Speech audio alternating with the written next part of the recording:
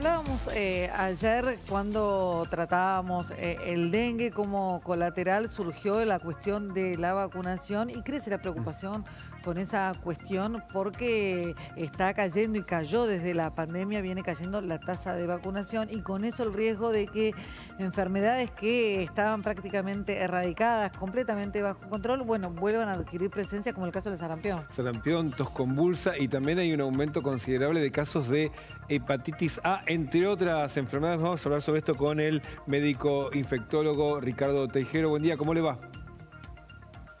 ¿Qué tal? Buen día. ¿Cómo les va a ustedes? Esto es así también porque veíamos que hay datos de la región, no solamente de la Argentina. ¿Hay preocupación especial por la caída de la vacunación y sobre todo para este tipo de enfermedades? Sí, igual debemos aclarar que no fue a partir de la pandemia. La caída de las coberturas en vacunación ya la venimos notando hace mucho, hace más de 10 años. Y esto tiene que ver con muchísimas cosas, pero de todas maneras cada uno de los episodios, como estamos viendo con sarampión, con hepatitis o con tos convulsa, son distintos, no son iguales, no se produce por el mismo motivo.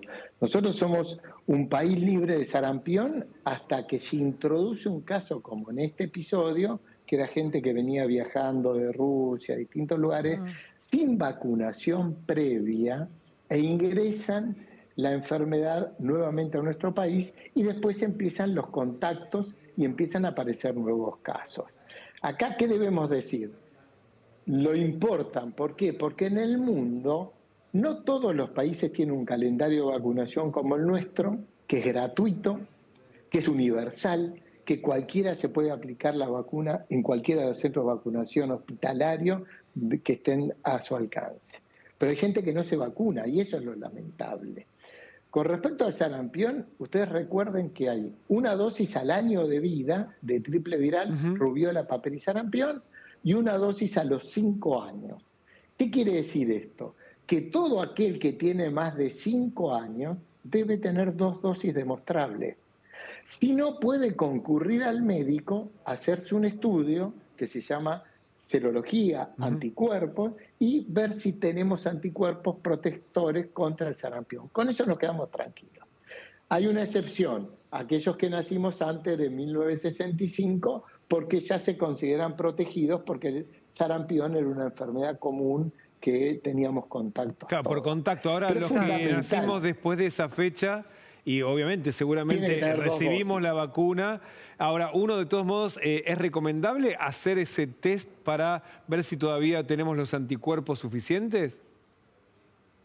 Si cualquiera de ustedes puede estar seguro que recibió 2 dosis, no hace falta hacerse el estudio.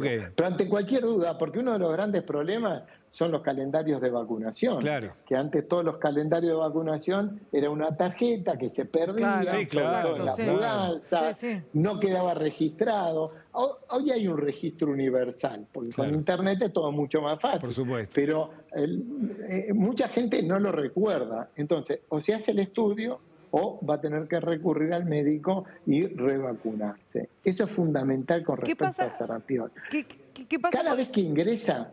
Sí.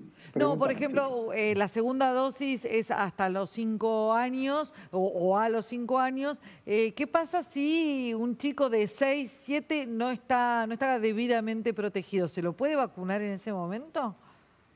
Sí, desde ya. Por eso es fundamental el ingreso escolar, que podamos revisar los calendarios. No hay mejor momento que ese para poder revisar los calendarios, donde nosotros podemos decir, aquel que no fue vacunado, no solo con sarampión, con cualquier otra enfermedad, antitetánica, tos convulsa, hepatitis, lo que sea, en ese momento nosotros podemos actualizar el calendario. Nunca debemos dejar pasar la oportunidad. Debemos actualizarlo en cualquier momento de la vida. Ahora, es muy distinto el modo de transmisión del sarampión que, por ejemplo, de la hepatitis A, que volvió a crecer. Es cierto, no son tantos casos, pero alarma porque crecen. Claro, pero vos fíjate la diferencia.